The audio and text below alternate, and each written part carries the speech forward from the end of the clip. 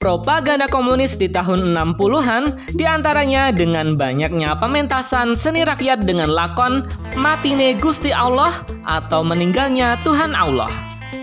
Juga pembunuhan karakter kepada seniman-seniman anti-komunis diantaranya pada Buya Hamka dengan novelnya Tenggelamnya Kapal Van der Wijk.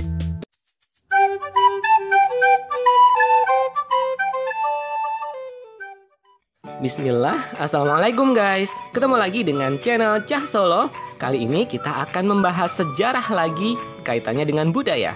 Simak sampai akhir ya. Tapi sebelum lanjut, bantu channel kami ya guys dengan klik subscribe dan tombol loncengnya ya. Thank you. Guys, dalam masa pemerintahannya, Presiden Soekarno berusaha untuk mengembangkan kebudayaan nasional. Di antara kebijakan beliau adalah melarang masuknya budaya-budaya populer barat ke Indonesia. Dalam pidato peringatan kemerdekaan tanggal 17 Agustus 1959, Bung Karno menyeru kepada pemuda-pemudi Indonesia agar meninggalkan musik-musik barat karena itu termasuk bagian dari imperialisme barat. Saat itu guys, para musisi barat seperti Elvis Presley, The Beatles, dan Rolling Stone memang sangat digandrungi di seluruh dunia. Kemudian guys, pada tahun 1963, pemerintah mengeluarkan larangan akan musik ngak-ngik-ngok, termasuk di dalamnya musik-musik barat.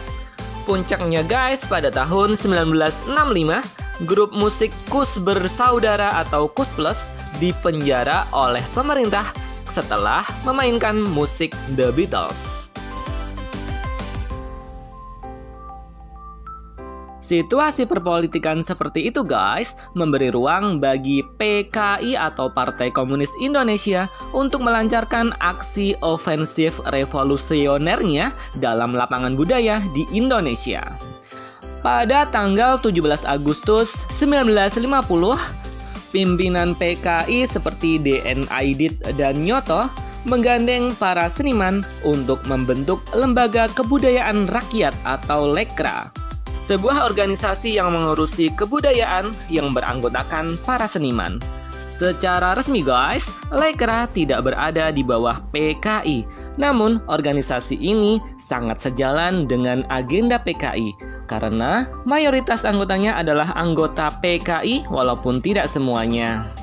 Dan guys, persoalan budaya menjadi bagian penting dari perjuangan PKI. Mereka menganggap seni bukanlah untuk seni, tapi seni untuk rakyat dan politik adalah panglimanya. Politik adalah panglima. Ini menjadi haluan dari Lekra. Pada kongres pertama Lekra tahun 1959, Nyoto, anggota Lekra yang juga pimpinan PKI, memperkenalkan jargon ini. Dan guys, karena didukung oleh para aktivis PKI di berbagai pelosok daerah, Lekra berkembang pesat. Bahkan di awal dasawarsa 60-an, Lekra mengklaim mempunyai 200 cabang dan 100.000 anggota di seluruh Indonesia. Di masa itu guys, belum ada TV dan internet ya. Nah, seni rakyat yang sangat populer di masa-masa itu diantaranya adalah seni teater rakyat, ludruk di Jawa Timur atau ketoprak di sebagian Jawa Timur dan Jawa Tengah DIY. Dan guys, banyak seniman ketoprak dan ludruk di waktu itu yang menjadi anggota Lekra. Para seniman itu guys sering melakukan propaganda anti-agama melalui lakon-lakon yang dipentaskan. Propaganda anti-agama itu guys, misalnya dengan menampilkan judul yang provokatif, cerita yang mendiskreditkan banyak tokoh agama, atau plesetan-plesetan yang mengolok-olok agama.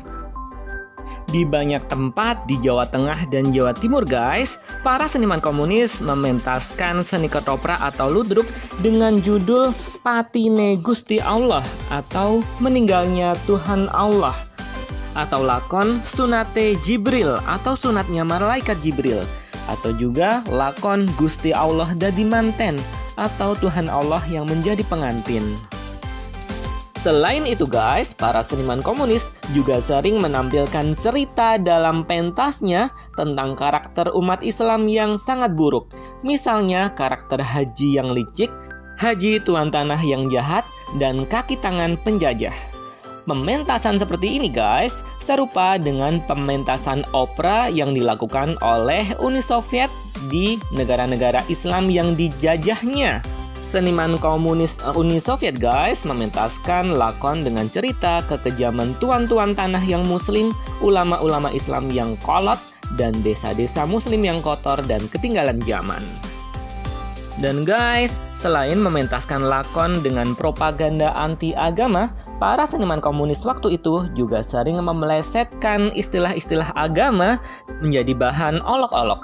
Misalnya ayat La Roiba Fih dipelesetkan dengan kata moncong babi, atau lafal sholatullah salamullah dipelesetkan menjadi sholat oleh, rasolat oleh, atau sholat boleh tidak sholat juga boleh.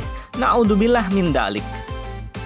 Selain ketoprak dan ludruk guys, seni rakyat yang banyak diinfiltrasi dan dipengaruhi oleh agen-agen komunis diantaranya adalah reok, angklung, atau tayuban. Contoh aksi provokatif lainnya misalnya seniman komunis mendirikan patung besar memegang palu arit di depan Masjid Agung Bojonegoro. Dan di Trenggalek, Jawa Timur, seniman Lekra mengadakan pentas seni langen tayub persis di sebelah masjid kecamatan berhari-hari sehingga mengganggu aktivitas ibadah masjid.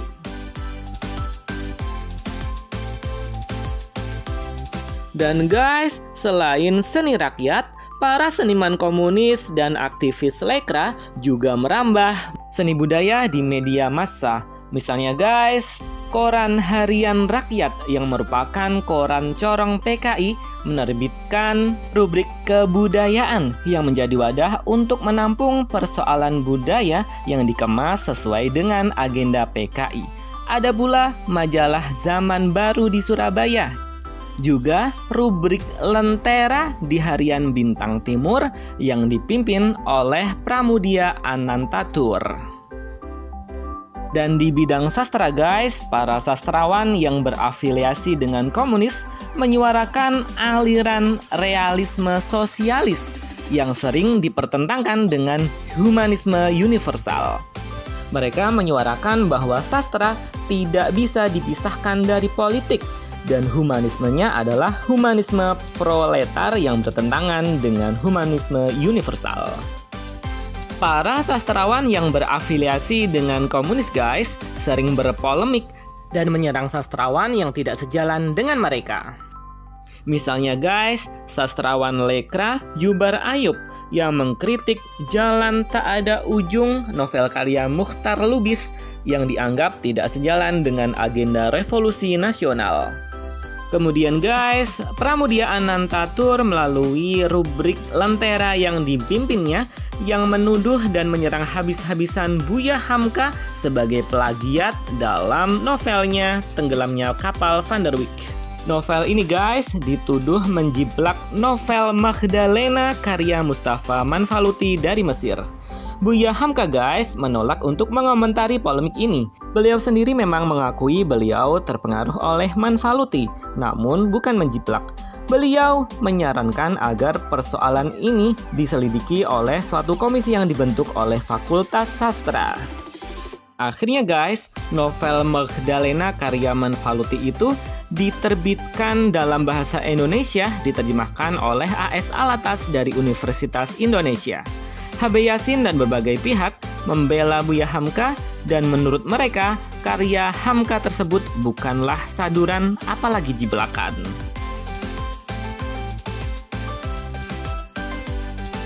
Dan guys, tak hanya Buya Hamka loh, Paus Sastra Indonesia HB Yasin juga diserang.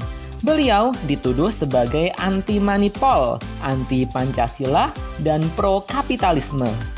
Puncaknya guys, beliau sampai diberhentikan dari profesi beliau sebagai pengajar Universitas Indonesia dan kedudukan beliau di Lembaga Bahasa dan Kebudayaan, Departemen Pendidikan dan Kebudayaan. Dan guys, menanggapi serangan-serangan terhadap tokoh-tokoh tersebut dan tokoh-tokoh lainnya yang tidak sejalan dengan agenda PKI, beberapa tokoh seniman dan budayawan mendeklarasikan Manikebu atau Manifesto Kebudayaan. Manifesto ini guys, menyuarakan kebudayaan yang berfalsafah Pancasila. Jadi tidak mesti takluk dengan agenda seni yang disuarakan oleh Lekra dan PKI guys. Manifesto Kebudayaan ini guys ditandatangani pada 23 Agustus 1963 di Jakarta oleh tokoh-tokoh seperti Gunawan Muhammad, Taufik Ismail, Arif Budiman, dan HB Yasin. Namun sayang guys, akibat pengaruh-pengaruh tokoh PKI yang berdiri di lingkaran Presiden Soekarno, pada tanggal 8 Mei 1964, Manikebu atau Manifest Kebudayaan dilarang oleh Presiden Soekarno karena dituduh sebagai anti-revolusi.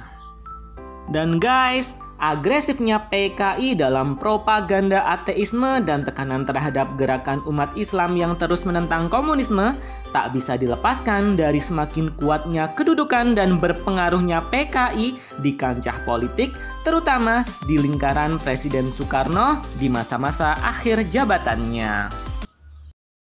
Jika video ini bermanfaat, like dan share ya. Terima kasih. Sumber bacaan pembahasan dalam video ini: wallahu a'lam bishawab. Alhamdulillah. Assalamualaikum warahmatullahi wabarakatuh. Thanks for watching ya guys. Sampai jumpa.